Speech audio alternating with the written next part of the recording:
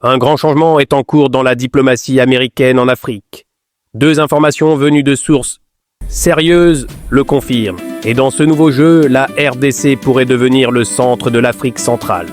Développement, crédibilité avant tout. Sur le portail, nous ne spéculons pas. Nous analysons uniquement des informations vérifiées, publiées par de grands médias internationaux. Les sources que nous citons sont celles que vous voyez à l'écran dans nos images.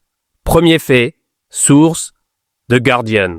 Selon The Guardian, l'administration Trump a convoqué près de 30 diplomates américains pour rentrer aux États-Unis.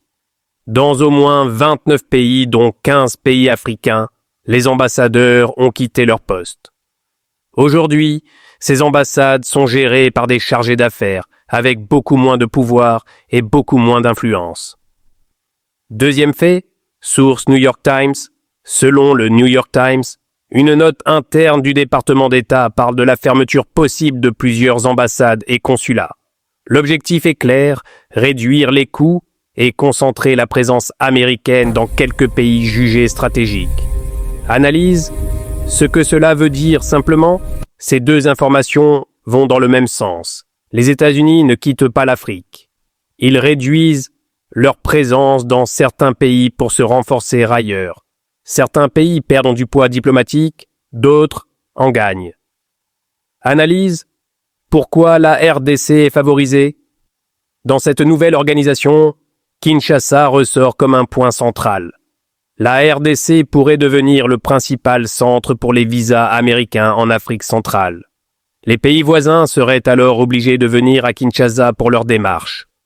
Analyse, ce que la RDC gagne, ce que les voisins perdent, la RDC gagne beaucoup d'influence politique et économique. Kinshasa accueille beaucoup de visiteurs, beaucoup de diplomates, beaucoup d'activités.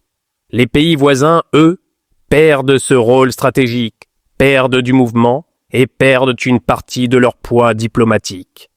Lecture finale. Les signaux politiques, les Américains n'improvisent jamais. Ils préparent toujours leurs décisions longtemps à l'avance. Lors du tout premier mandat de Donald Trump, 2017 à 2021, Félix Tshisekedi avait déjà effectué une visite à Washington en avril 2019 pour établir un partenariat privilégié pour la paix et la prospérité.